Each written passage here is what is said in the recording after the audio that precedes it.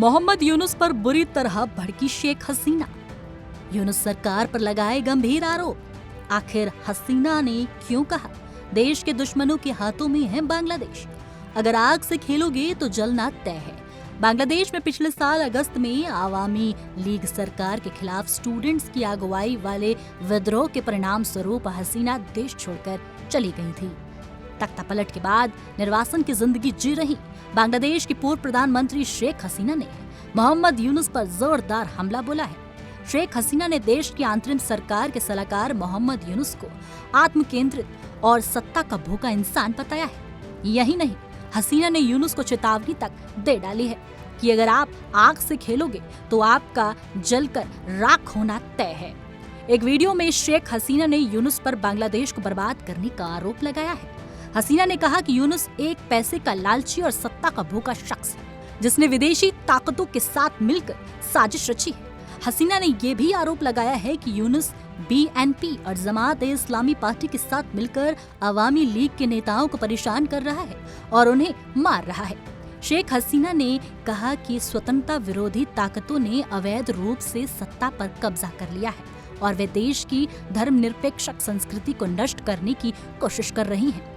हसीना ने बांग्लादेश की जनता से ऐसे अतिक्रमणकारियों को बाहर निकालने का आग्रह किया। भारत में रह रही हसीना ने ये भी कहा कि जो लोग अब बांग्लादेश चला रहे हैं वे राष्ट्र के दुश्मन और हमारी संस्कृति के दुश्मन हैं।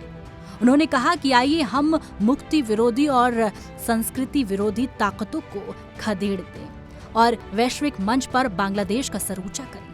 बंगाली नववर्ष के इस शुभ अवसर पर जिस तरीके से शेख हसीना नजर आई और लगातार चेतावनी देती हुई दिखाई दी, उन्होंने कहा कि आइए हम उन सभी चीजों को अस्वीकार करने का संकल्प लें जो अस्वस्थ, बदसूरत या विकृत संस्कृति का हिस्सा है और इसके बजाय हम एक स्वस्थ, सुंदर और रचनात्मक जीवन शैली को अपनाएं।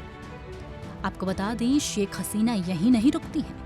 शेख हसीना ने यह भी कहा कि यूनुस के राज में बांग्लादेश जिस तरीके से बर्बाद हो रहा है, उन्होंने कहा कि अवामी लीग के नेताओं से जुड़े बिजनेस, होटल, अस्पताल तक जला दिए गए।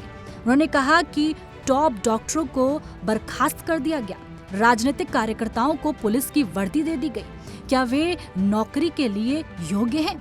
किसी भी नियम का पालन नहीं किया गया और BNP लूटपाट में व्यस्त है। बता दें कि शेख हसीना पिछले साल अगस्त में तख्तापलट के बाद भारत आ गई थी। निर्वासन में रहते हुए वे सोशल मीडिया के जरिए अपनी पार्टी के नेताओं से बात करती हैं। इस दौरान बांग्लादेश की अंतरिम सरकार के सलाहकार मोहम्मद यूनुस हसीना के निशाने पर नजर आए हैं। इस पर आपकी क्या राय है, कमेंट बॉक्स में जरूर बताएं।